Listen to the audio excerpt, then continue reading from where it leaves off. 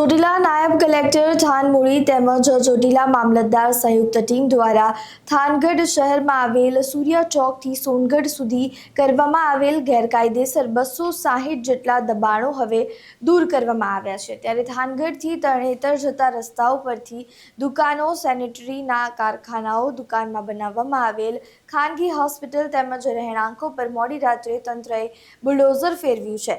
Commercial તથા રહેણાંકનો ઉપયોગ કરનારાઓ પાસેથી દબાણકારો ભાડું ઉઘરાવતા હોવાનું તંત્રને ધ્યાને આવતા તંત્ર દ્વારા આ કાર્યવાહી કરવામાં આવી હતી। તો કોમર્શિયલ તેમજ રહેણાંક હેતુ સબબ ઉપયોગ કરનાર ઇસમો પાસેથી દબાણકર્તાઓ ભાડું ઉઘરાવતા ઇસમો વિરુદ્ધ આગળની કાયદાકીય કાર્યવાહી હાથ ધરવામાં આવી હતી। આજે રાત્રે 1 વાગે અમારી નાયબ કલેક્ટર પ્રાંત ચોટીલાની ટીમ તેમજ મામલતદાર થાનગઢ અને મામલતદાર ચોટીલાની સંયુક્ત ટીમો દ્વારા થાનગઢ વિસ્તારની અંદર થાનગઢથી તરણેતર સ્ટેટ હાઈવે એટલે કે સૂર્યા ચોકથી તરણેતર જે સ્ટેટ હાઈવે આવેલો છે ત્યાં સરકારી સર્વે નંબર 79, 81, 89 અને 349 કે જે રોડની તદ્દન ટચ એટલે કે લાગુ સર્વે નંબરો આવેલા છે। આ સર્વે નંબરો ઉપર ખૂબ જ મોટા પ્રમાણની અંદર કોમર્શિયલ દબાણકર્તાઓ દ્વારા બાંધકામ કરી અને આ દુકાનોનો ખૂબ જ મોટા પાયે અબજા ઉઘરાવીને ઉપયોગ કરવામાં આવતો હતો।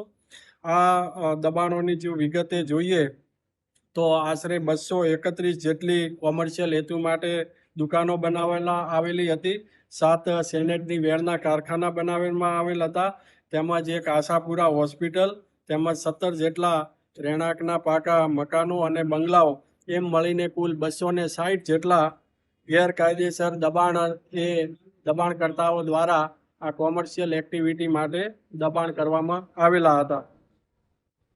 આ જે કોમર્શિયલ જે દબાણો છે એ દબાણકર્તાઓ દ્વારા જુદી જુદી દુકાનો, હોટલો, રેસ્ટોરન્ટો વગેરે બાંધકામ કરી અને અહીંના જે લોકો છે એમને ભાડે આપી અને મોટા પ્રમાણની અંદર ભાડા વસૂલ કરવામાં આવતા હતા। સાથે સાથે અમુક વેચાણ દસ્તાવેજો કરી અને અબજા પણ ઉઘરાવવામાં આવતા હતા, જેને ધ્યાને રાખી અને મામલતદાર થાનગઢ દ્વારા આ દબાણકર્તાઓને 61ની નોટિસ આપી સાંભળી, પરંતુ કોઈ પણ જાતના પુરાવા રજૂ ન કરતા આજે આ મેગા ડિમોલેશન છે એની કાર્યવાહી હાથ ધરવામાં આવેલ છે।